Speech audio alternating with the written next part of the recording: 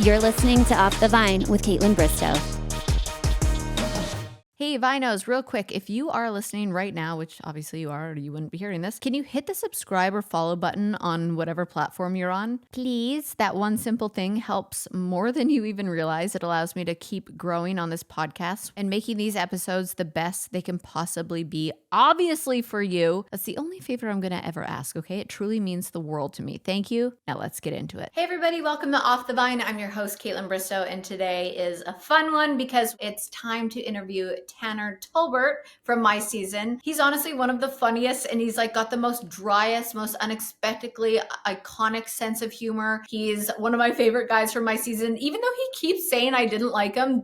I don't know why he thinks that. I actually did. Maybe he wasn't the love of my life, but I liked him, and I just kind of dragged him down memory lane, and we had a good chat about it. This is so bananas for me to watch back because, and I'm sure you're feeling the same way, that yeah. I'm like, I blacked out so much of what happened on the show. Like, I don't remember half of the stuff I'm watching back, and it's me. Have you watched it again since it aired live or no? No, I've seen like bits and pieces here and there, but I've never fully committed to rewatching. Yeah, neither have I. It's crazy that it's been 10 years, but yeah, it was weird to watch some of these clips again because it's like, it's such a whirlwind. You know, when you're in the moment, you're so caught up in all the other like hoopla of it all that you're not even paying attention to what you're doing half the time. I know. Well, and you get so almost like accustomed to the cameras and like everything going on that it becomes your normal because it's all you do every day, all day. You don't have your phone. You don't have your friends. You just like are living this life 24/7 that it becomes normal. And then watching it back, you're like, this is not normal at all. And then people wonder why people behave this way. Well, because you're in the most uncomfortable, weirdest situation of all time. And it's because there's no other entertainment. So you make your own entertainment. It's like, that's what I almost enjoyed most about the show. It's like, it was like you're living, you know, I don't watch soap operas, but it's like you're living in your own little mini soap opera. And like the only source of entertainment you have is just to like create your own shit. And you know, I mean, you would watch the show before, so you know like what makes good TV, what doesn't. And it's so funny because I always love when people, you know, you have to be able to carry a show to some extent to make good TV, but also be a good person. And I feel like you did a good job of both. Like you're like, you knew how the show worked. You made good TV. You had good one-liners, but you were also like not there for the wrong reasons. Yeah, I mean, the reason I came on the show is because, like you said, I love reality TV. I mean, I watched The Bachelor, I watched Survivor, all these shows. That's like, I just wanted to see how the sausage was made almost from inside the show. So I almost came in with that mindset, and it became very clear early on that like I kind of knew my role. So I was like, I'm just going to be the commentary guy, and I'm going to kind of stir the pot and make other people do some crazy stuff. And I'm going to try to thread the needle through this and come out looking okay. So I think I did okay at it, but you know. You nailed it. You absolutely nailed it. I was thinking that because knowing that you had watched the show before, who do you think is more dramatic, the men or the women? I think, in a weird way, I think the men are. I mean, I agree. Yeah, I don't know what it is. Maybe it's just because we're not used to being in these settings. And then when we get there, it's like we don't know how to act. But I don't know. Our season we had some characters though. So characters. I still look back, and I say this. I always say this. Like, there's a few seasons where I believe had really incredible men, and I do always say this, that I don't even think I'm biased. I think our group of men were so solid, like so many different personalities, but so many good ones, and so many that went on to do like cool things with their lives. Right. Yeah, we kind of we had a good cast. We really did. We had like, there's a lot of people that are pretty known from the franchise, weirdly enough. But then there were the odd characters that came in and made the season great too. You know, it felt like each episode there was like some craziness that happened, and it carried the season pretty well. Well, it's funny because you would think as the lead I would know like the drama that was going to happen, or I would be like, okay, well, I know that this has to happen this episode, so let's roll with the punches. But I was always surprised. I'd be like, can we not catch a break on one of these episodes? Like, but then you think about it and you're like, watching the show back, you don't want like this easygoing episode where everything goes right, because then that's boring TV. Right, we were blessed with Tony the healer. I mean, he provided his thing. Who knew Ian was gonna, shake things up the way Ian did? And you robbed America of perhaps the best story of all by sending Josh Sider home night one. Who who knows what kind of fireworks could have happened had he stayed along. Honestly, he has me blocked. I would love to reach out and interview him to see what's going on, but he's blocked me. But I was thinking that what's his name, Tony the Healer. I'm like, he was so ahead of his time, because we're all like now getting into the spiritual zone where people are like, everybody's wanting to be more zen and do yoga and like, see the life through a child's eyes. Yeah, Tony was just a decade early. He may have been final 2 and Bachelor material had he gone on today. So right, like he was kind of like, we laughed at him, but I think he was really laughing at us. And now I wonder. Wait, I actually heard something bad happened to him. I mean, the last I saw of Tony, he was like sick or something, and then I hadn't heard from him for like 8 years, so I have no idea. I crept him the other night, so I guess what I'm saying is thoughts and prayers to Tony for whatever he's going through.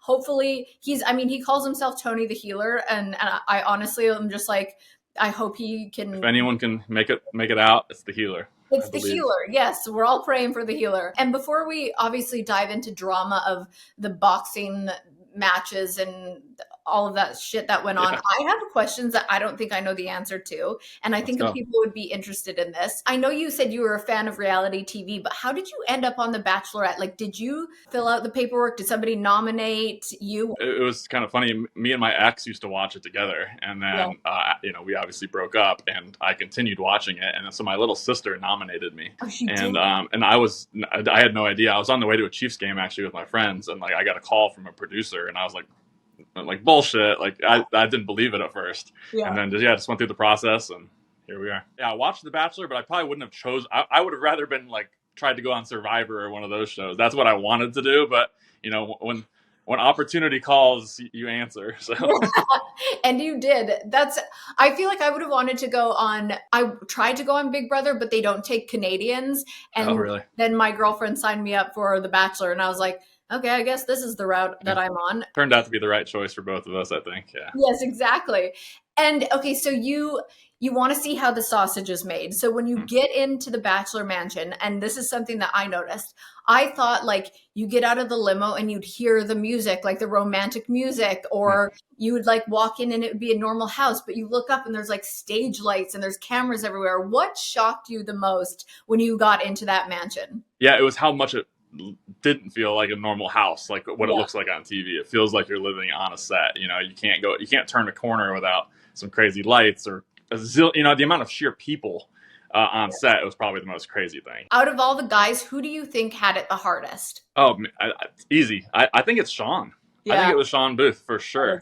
I mean, me and Sean, like, we got along, but we weren't like tight ever. But I felt very early on that he was a front runner, which obviously proved to be true. And it kind of felt like he got ostracized, not like intentionally, and maybe it was some of the guys doing, maybe it was some of his own where he was like very into you early on, but there was a distance there. So I felt like it was probably hardest on him, because while a lot of us were there just kind of dicking around half the time, he got serious feelings very early on, and it was pretty evident, and things affected him more than say affected me. Whereas like I pretty much knew from jump that I was like, Kaitlyn probably doesn't like me, I'm gonna have some fun here, and I treated it like a vacation. He had real stuff going on. I feel like a lot of guys thought that because Sean was such a front runner, I feel like a lot of guys thought like I wasn't even interested, which I actually was. But I actually look back and think, like, I try and hold myself a bit accountable, because I'm like, I shouldn't have made it so obvious from the get-go that it was him, because it put everybody in a tough position. It put other guys in a tough position. It put me in a tough position. It put Sean in a tough position. And I'm sure I've heard that happens most seasons, so I wouldn't be too hard on yourself. But yeah, I really think he had the hardest time for sure, because it was real for him, whereas for us, it was fun. I get that. Like if I put myself in, my own shoes when I was on Chris Soul's season, I was totally there just to have so much fun. I loved meeting all the girls. I wasn't like, I really fell for him towards the end, but it wasn't like right out of the gates. I wasn't like, oh shit, I'm going to marry this guy. It like was a slow build. Yeah. Where for Sean and myself, it was like instantaneous, like, oh shit, this is a real thing. Right. And I think how hard that is, like, because for me, it's like, I didn't give a shit if you were kissing somebody else. Sean cared. You know what I mean? Totally. I know skincare can feel like a lot sometimes. There's always something new to try. It's easy to get overwhelmed with all the options out there. But here's the thing. Dime Beauty really makes it simple. They've got a full range of skincare, beauty, body care, and fragrance products that help you feel your best without all the fuss. And it's all about keeping things easy, effective, and of course, feeling great in your skin. I've got to shout out my personal favorite, the Tinted Glow Wonder Screen SPF 30. Wear it daily. It gives my skin this glowy finish while protecting it with SPF. Every time I take my dogs for the walk, I reapply. It's become my go-to for no makeup days also when I still want to feel put together. It's that good. All of Dime's products are made with clean ingredients and come in sustainable packaging, which I also appreciate. Plus, they've got thousands of 5-star reviews for a reason. So if you are ready to give your skincare routine a refresh, head to dimebeautyco.com. That's dimebeautyco.com. dimebeautyco.com. All right, in Nashville, the heat is kicking in and I want to keep my wardrobe simple. I'm not trying to reinvent my look every morning, and that's why I love Quince. Their pieces make it super easy to feel put together without overthinking it. Their organic cotton micro rib crew neck tee, heavy in my rotation. It's lightweight, super soft, and fits like an absolute dream. I feel like I just throw it on with jeans if I'm heading out or wear it with sweats when I'm lounging. Either way, I feel cute. Price is even cuter. It's so good. Quince works directly with top makers and skips the middleman, so you get luxe quality without the crazy markup. Plus, they only partner with factories that follow ethical, responsible practices, which makes me always feel better about what I'm wearing. So if you're ready to give your summer wardrobe the essentials, go to quince.com/vine for free shipping and 365-day returns. That's QUINCE.com/vine. Quince.com/vine. Okay, so the boxing group date. I want to know how you felt about that. And did you know that I did not come up with that date? No, as far as who came up with it, honestly, it didn't even cross many of our minds. Because that was our first group date, right? Yes. So I think we were just all deer in the headlights. We weren't even like thinking straight. We were still like in shock and awe mode for that first week, where we were just like, "What the hell are we doing?" More confused and more like curious to see how this was going to go. But no, it was an interesting date. I wouldn't have chosen to go against the jacked personal trainer dude. If I could do it again, but at least I didn't fall down. He didn't knock me out. I'm okay with that. Yeah, you weren't concussed. You weren't daring. Yeah, exactly. You got through it. I remember feeling terrible because I was like, everybody's going to think that I chose violence, that I was like, let's put these men like in a ring shirtless and fight each other. But I was like, I had severe anxiety watching all you guys because when you put men and testosterone in that ring, you're going to like, your faces change. Like everybody else was like, and it was scary. Yeah, it wasn't. I've never really been in a fighting situation, so it was interesting. Oh gosh, yeah, I felt terrible. When you guys realized, I'm actually jumping backwards and I'm all over the place, but when you guys realized it was me as the Bachelorette, was it actually as close as the TV show made it seem? Because they made it seem like it was neck and neck, and I still to this day, because Ben Higgins said something to me like, "Oh, Kaitlyn, it's you by a long shot." But then I watched it back and I'm like, was it? Do you remember what that conversation was like? Was it hectic in the house? Oh, yeah. I mean, I probably spent you know me, I'm kind of nosy with that stuff. So I was all night long, I was trying to get a head count. Yeah. I would say, truthfully, it felt like it was 65-35. Okay, yeah. But there were like 4 people that were like playing it pretty close to the vest and undecided. So we were like, man, if they all went to Brit's side, like, could it actually be like a 1-vote swing? So it was pretty close, but for the most part, it felt like we were pretty confident that Kaitlyn was going to be our Bachelorette. But everything would have had to go Brit's way. If you're watching election night, the swing states. Every swing state would have had to go Brit's way for her to win. That's what, watching it back again for the first time, I'm like, man, this is intense with the voting and the boxes and putting the roses. But you were the one standing there with me when Ryan McDill slapped my ass, weren't you? Yeah. Because Ryan is from Kansas City. So we actually found out that we were going on the show ahead of time, like through a mutual friend. So we met up like a week before we left just to like grab some drinks and get to know each other. So night one, your familiar face in that house goes a long way. So I was like, "Hey, what's up, Ryan?" And so we were kind of, tagging along together. So I was with him. It felt like half the night, partially because I knew him, and partially because he was entertaining, to say the least. He had a few too many cocktails, but yeah. So I happened to be there during that incident. I just thought of that you were the one standing there that time. Now, I personally love Ryan McDill. I thought obviously that was inappropriate for him to touch me that way, but like overall, I'm like, I have moved on. I forgive him. I think he's freaking hilarious. He was so entertaining that night. And what I thought was the craziest, and some people know this because I've talked about it before, but maybe some people don't, is that we filmed night one over 2 nights. So we all had to put on, the same outfits, have the same hair, act like it was the same night over 2 different nights of filming. And sure. Ryan McDill is so drunk night one that you're like, what happens if he's sober? Exactly. We talked about that. He had the chance to redeem himself, because had he come out and been a proper gentleman night 2, yes, all the night 1 stuff wouldn't have made sense. It wouldn't have made the edit. He could have coasted through, but nope, he got equally as drunk night 2. It was nothing had changed. It was seamless, and he almost doubled down. I remember somebody saying he filled up his cup with Fireball, and he's like, "Well, got to keep it consistent," and just chugged his Fireball. He did. Too. He did. Yeah. Like I said, I was with him half the night, so he was getting after it for sure. I know we were robbed. Yeah, in a different world. What if Ryan McDill and Josh Sider made it halfway through the season? This could have been insane. Well, do you want to know something crazy? Is my sister called me right before they took my phone away, and she said a few guys' names have leaked. One was Ryan McDill, and the other was Brady. And the guy that left with Britt or whatever. Yeah. Yes, and I was like, oh my God, hot. They were athletes, and they looked cute. And then I was night 1, I'm looking for them. And then I was like, oh, womp womp. Yeah. No, I mean, because I had known of Ryan a little bit just from being in the same city. And chicks liked him, man. He was a very eligible bachelor. He's very funny.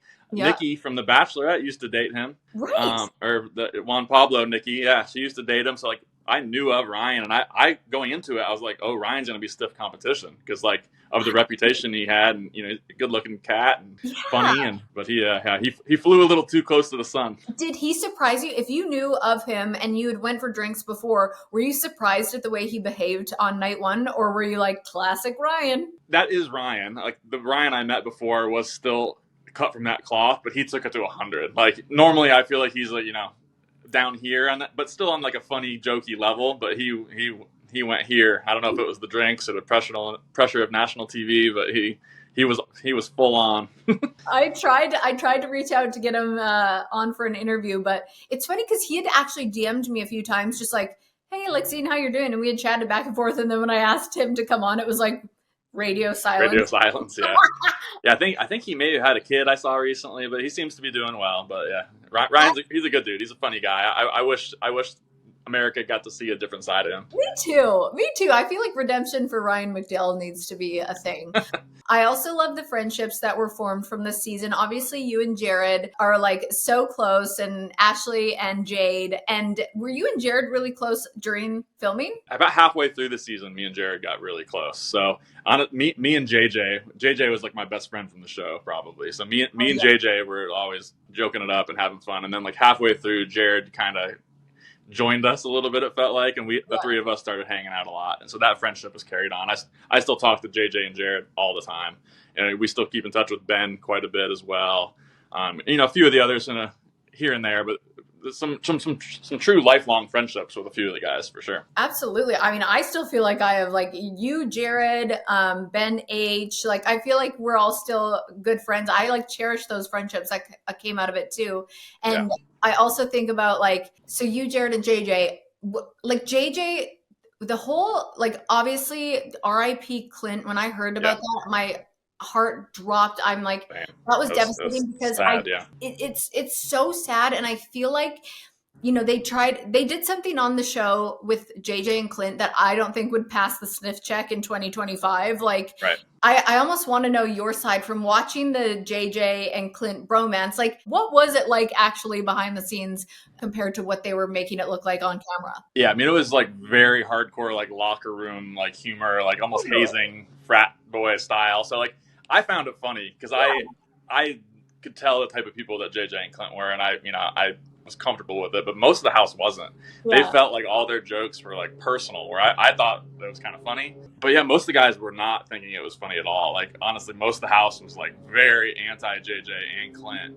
Whereas I thought it was laughs. So after Clint got sent home that night, like, I felt like JJ was ostracized. So when we went to New York, I could tell he was a little down because he felt like everyone hated him. So that's when I was like, hey, buddy, I'll room with you, because like nobody else wanted to. Aww. So me and JJ started becoming roommates, and that's where me and JJ got like super close, because I saw like the real side of JJ, and you know, not the villain side. That's because I feel like I obviously don't see what all goes on in the house, but always on like one-on-one time, it was clear I really liked JJ and I really liked Clint. Was there anything that wasn't shown that you wish they showed on the show? I mean, not really. I feel like they did a pretty good job of showing all our drama. But as far as what actually made it on air, I mean, I think they caught most of the drama. There was drama every night. I mean, the drama didn't hide. It really was pedal to the metal drama every night. I also laughed because I watched back at how I said, I'm Canadian, and I said drama. That's how I said drama. I was always like, there's so much drama in the house. And I'm like, whoop, I said drama? That's so funny.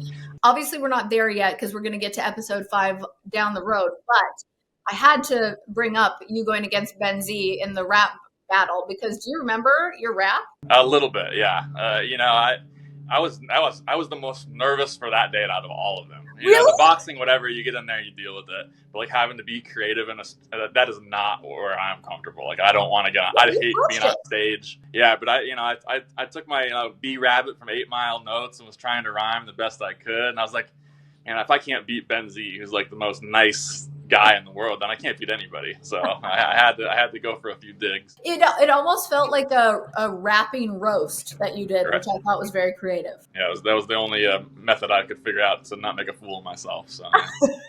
And then wasn't that the date that Nick came into the episode? That was. So yeah, there was like rumors started spreading while we were at the rap battle date that like Nick was there in the audience with, you know, maybe someone else from the show. So like it became we started getting a little skeptical then. We're like, that's weird that he's here, you know?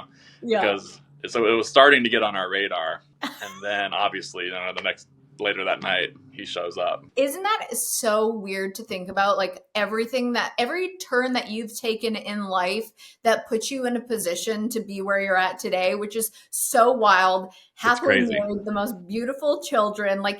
And that all happened from going on a crazy reality TV show that you used to watch with your ex-girlfriend. Right. I think about it a lot. There are so many dominoes that had to fall. Just the specific timing, getting on the season with this group of people, you know, somehow managing to make it through as far as I did to go to Paradise. Yeah, it's pretty nuts. Like my life would obviously be a zillion times different. So it's, even though it was a wild experience, I'm very thankful for it. Yeah, no kidding. I mean, I do want to shift gears into Bachelor in Paradise because the vibes are very different than the Bachelorette mansion. I've obviously never experienced the beaches of Paradise, but what was your mindset going into Paradise, coming off of like such an intense season of The Bachelorette? Oh, it felt so nice because like nerves are high when you're going into that first show. Like you don't know what to expect. Right. And there was only like a month break for us between when I got sent home in Ireland to going on into Paradise. So like I felt like a veteran at this point. I was still in it. My mind was in it. I was just purely excited to get down there and be in like a different environment. Because like being on The Bachelor or The Bachelorette's like, it's more like wow, and you're like, oh my God, what's going on? When you're in Paradise, like it's so comfortable.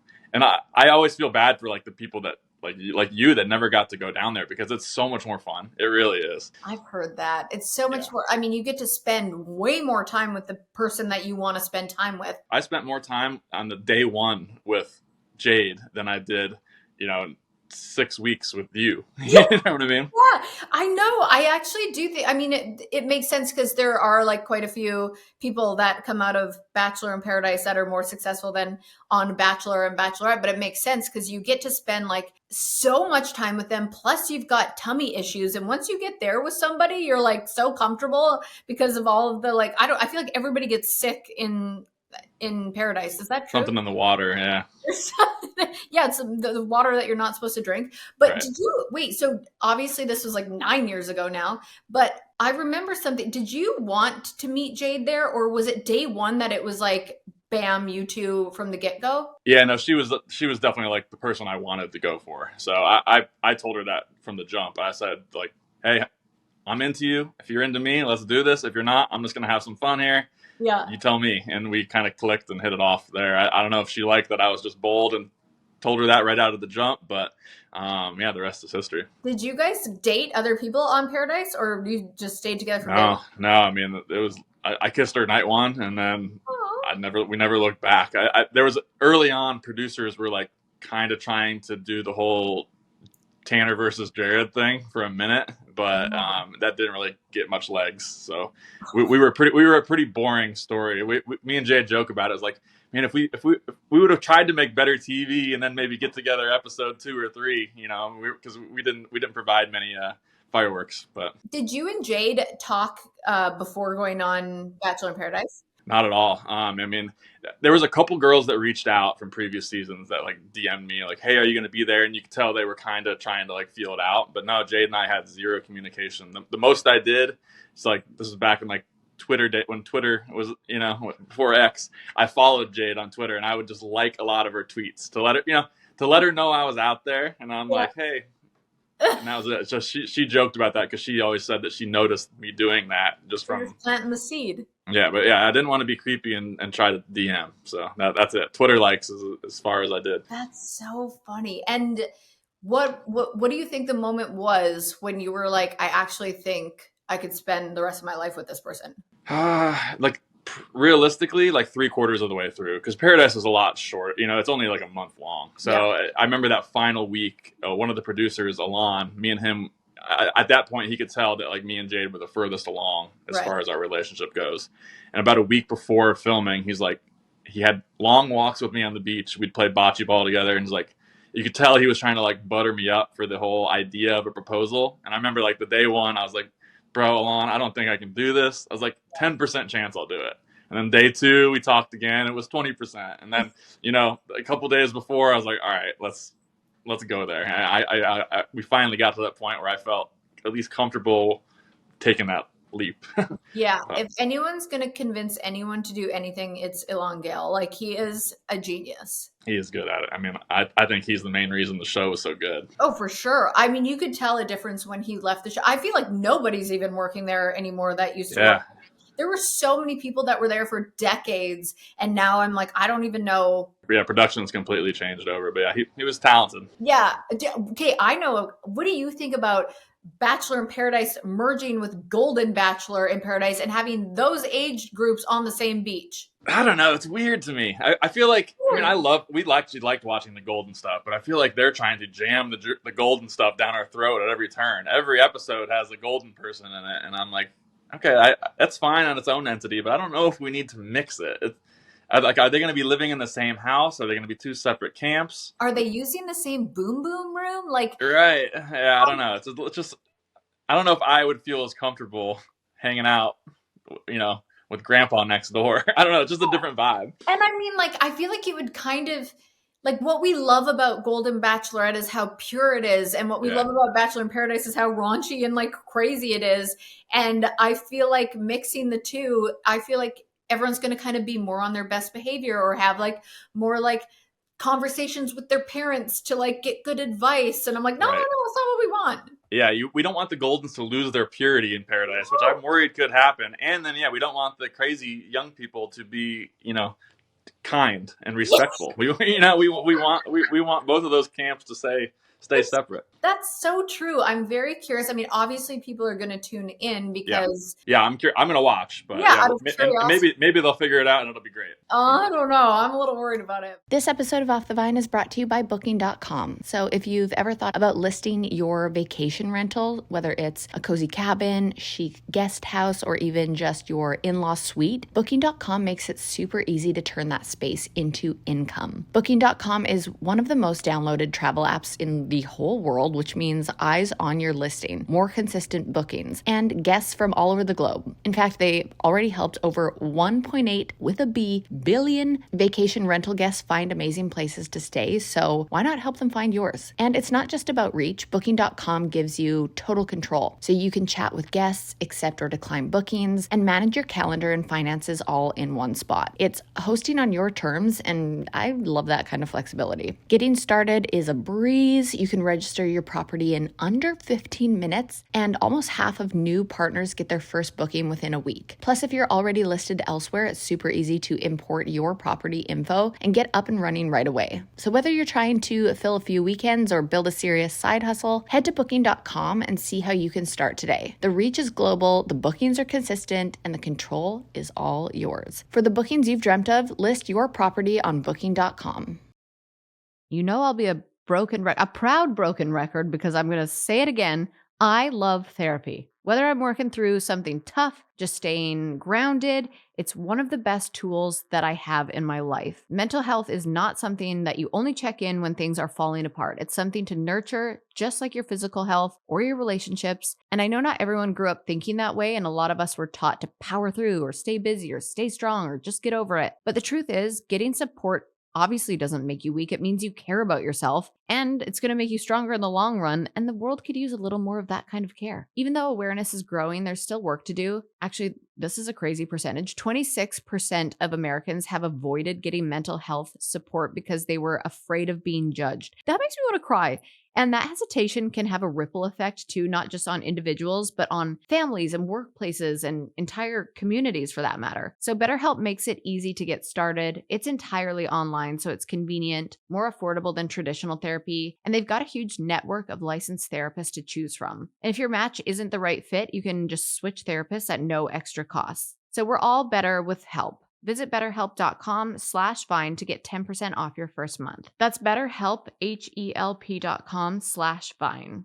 Once cameras wrapped from Paradise and you were finally off the beach together, was it still like, for example, like Sean and I coming off the season compared to being on, like there was so much to talk about and so much to get through, and you know, all the attention that comes along with it, and having to do like, I don't know, events together and feeling a certain way. Like, did you guys feel a lot of pressure, or were you like, what was the transition like for you? To a lesser degree. I mean, because when you're a couple from Paradise, you don't have all the headlines. You know, you guys dealt with a lot more than what we did. And you guys had to navigate. You just got done dating a bunch of other people. You know, we didn't. You know, it was pretty much an easy one-on-one relationship that just happened to be on camera, whereas yours was like a whole social experiment, completely different vibe. So, yeah, I mean, it's still weird going to like the Good Morning Americas and doing all the press stuff and then like having to keep it secret for months. Like that part was obviously weird, but it's under much less scrutiny than I think what you went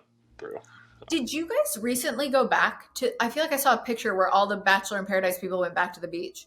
And it's been years now. And we went back for like the season after us and then like 2 seasons after that, but it's probably been a good 5 years since we. Oh, it must have been an old photo I saw or something. Yeah. But you and Jade have been married for 9 years, which is crazy. I mean, I was at your wedding. That was a really fun wedding, by the way. But do you look back at 9 years and be like, that's flown by? Like, I can't believe we've been together for 9 years.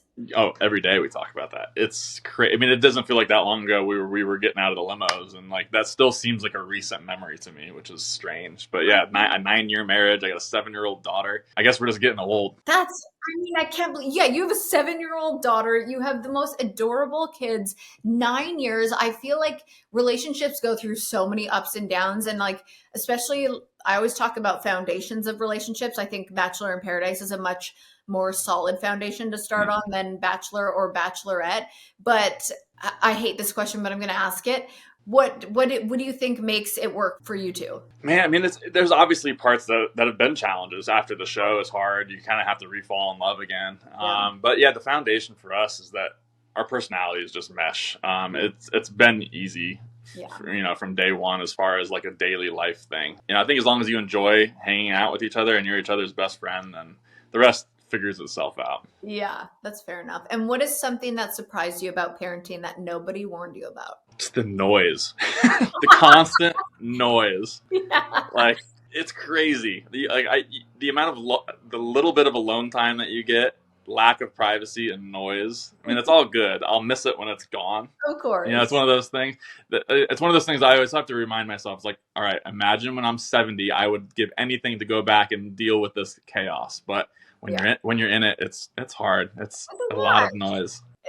I'm also a very sensitive person to noise. Like, it's like I get overwhelmed by noise, and my dog Ramen will bark so loud every day, all day, and then I'll just look at him. I'll be like, "Oh, you can bark forever. I'm gonna miss this when it's gone."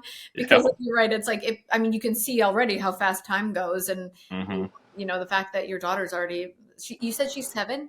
Yeah, in first grade right now. My gosh! Now, do they understand how their parents met? A little bit. Emmy does a little bit. The boys really don't.